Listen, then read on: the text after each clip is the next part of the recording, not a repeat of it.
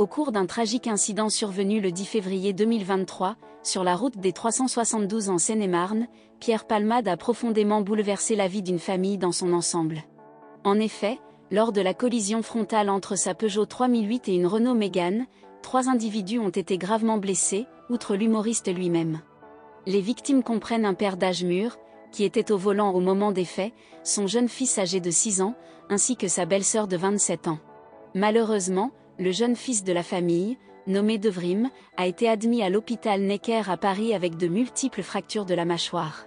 Après avoir reçu les soins médicaux nécessaires, l'enfant a pu sortir de l'hôpital à la fin du mois de février et a repris les cours du matin. D'après les propos d'un proche de la famille, recueillis par Le Parisien, la reprise des cours et la possibilité de voir ses amis ont été bénéfiques pour Devrim, qui a ainsi pu retrouver une certaine joie de vivre après l'accident.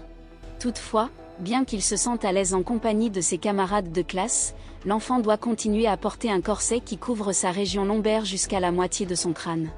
Malgré son courage et sa détermination, il n'est malheureusement plus tout à fait le même qu'avant, comme l'a regretté son cousin Ömer Yakout lors d'une interview accordée à BFM TV. En raison de la gravité de ses blessures, Devrim a des difficultés à s'alimenter, ce qui constitue un véritable défi pour lui. De plus, il est fréquemment fatigué et souffre toujours d'un problème au niveau de son cou et de ses cervicales. Selon les informations recueillies par BFM TV, l'état alarmant de sa mâchoire nécessitera une nouvelle intervention chirurgicale dans les semaines à venir. La vie de Devrim a radicalement changé depuis l'accident. Il doit prendre des médicaments et suivre des séances de kinésithérapie régulières pour sa mâchoire et ses dents. Son cousin a révélé qu'il rentre chez lui entre les séances pour suivre son traitement.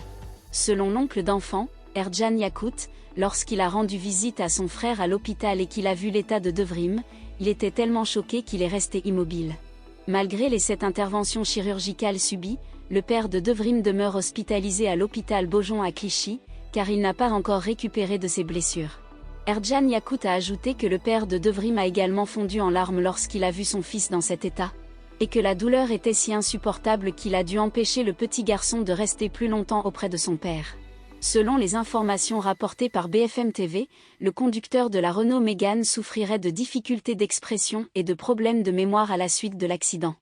Son avocat, Mourad Batik, a déclaré en février que le conducteur devrait prendre des médicaments toute sa vie en raison des séquelles de l'accident.